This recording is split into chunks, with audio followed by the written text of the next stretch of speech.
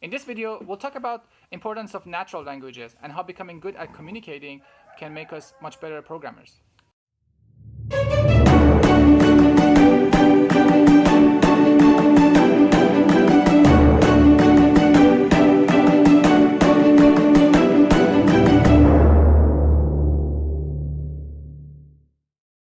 When we write code, we use words and symbols that are defined by the programming language to actually write our program.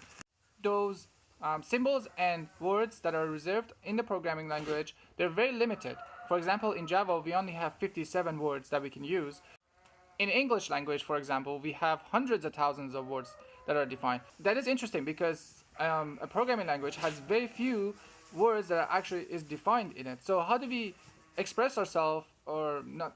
How do we actually describe the world and in a programming language with using so few words?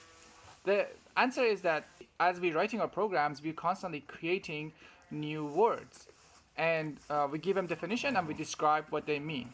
So for example, in Java, we create classes. Every time we create class, we use natural language to give it a descriptive name so that we can tell our future self and other programmers who are reading this code what we are trying to build in this block of code and what it means. So now, if you think about it, then all of a sudden using the natural language becomes really important. For example, in the program we wrote in the last video, I used the word sheep sound, and by using that word in a natural language, we have an understanding. You know somewhat what I mean.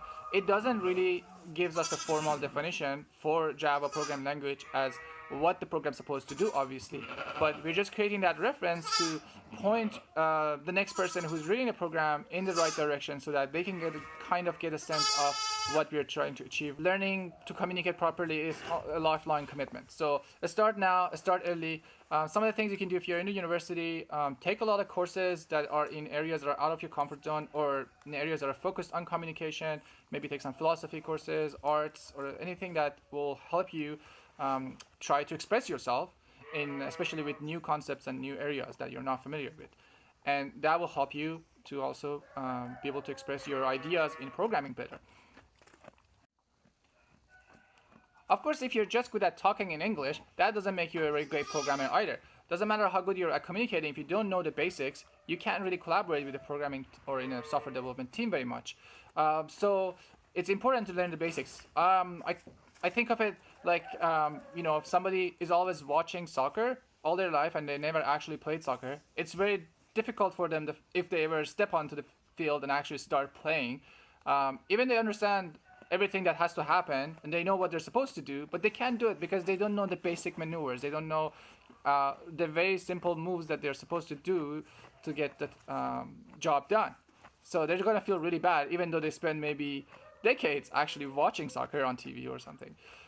So programming is the same way. We need to be able to communicate to each other. We need to be able to work seamlessly in a team and collaborate really closely with each other.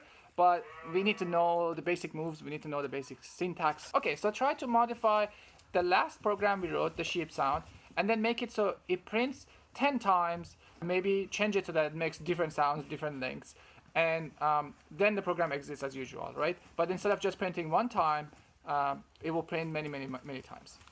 In the next video, we'll talk about errors, and we'll try to break our program in a few different ways to produce errors.